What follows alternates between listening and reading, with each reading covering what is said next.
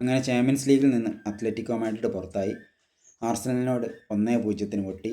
ഇതുപോലത്തെ നോക്കൗട്ട് ടൂർണമെൻറ്റുകളിൽ, അതായത് champions league, Copa del Rey ടൂർണമെൻറ്റുകളിൽ സെമി ഫൈനലിലും ഫൈനലിലും എത്തി പുറത്താവുക എന്നുള്ളത് അത്ലറ്റിക്കോയ്ക്ക് ഒരു ഹോബിയാണ് തോന്നുന്നു. കാരണം അവരുടെ ഒരു ചരിത്രം അതാണല്ലോ പറയുന്നത്. മാച്ചിലേക്ക് വരുന്ന സമയത്ത് ആദ്യത്തെ ഒരു 20 മിനിറ്റ് കൊണ്ട് തന്നെ ഇതെങ്ങോട്ടാണ് പോകുന്നത് എന്നുള്ളൊരു രൂപം കിട്ടി. ആദ്യത്തെ ഒരു 20 മിനിറ്റിൽ 78% പൊസഷനും ആർസണലിലായിരുന്നു. ചില സമയത്തൊക്കെ വിചാരിച്ചു പോയി അത്ലറ്റിക്കോ മാഡ്രിഡിൻ്റെ കളിക്കാർ ഗ്രൗണ്ട് കിടന്നുറങ്ങുകയെന്ന്. പിന്നെ ആർസണലിനെക്കാട്ടും കുറച്ചുകൂടി അവർക്ക് കൂടുതലുണ്ടെന്ന് പറയാൻ ഫൗളുകളായിരുന്നു. 2 ഫൗള് ആദ്യത്തെ 20 മിനിറ്റ് കൊണ്ട് അത്ലറ്റിക്കോ മാഡ്രിഡ് 2 ഫൗള് കമ്മിറ്റ് ചെയ്ത് കഴിഞ്ഞു. പിന്നെ ഗോൾ അടിച്ചത് സാക്കയായിരുന്നു.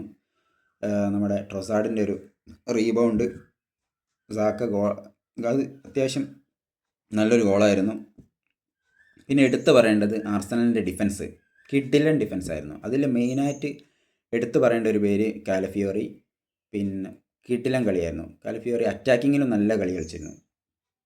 അപ്പം നമ്മുടെ പേഴ്സണൽ ഫേവറേറ്റ് ടീമുകളിൽ ഒരു ടീമായിരുന്നു അത്ലറ്റിക്കോ മാഡ്രിഡ്. അത്ലറ്റിക്കോ മാഡ്രിഡ് ജയിച്ച് കാണണം എന്നായിരുന്നു ആഗ്രഹം. പക്ഷേ നിർഭാഗ്യവശാൽ ആർസണൽ ജയിച്ചു. ഇനിയിപ്പം നമുക്ക് അടുത്ത വർഷം പാക്കലാം അത്ലറ്റിക്കോ മാഡ്രിഡ്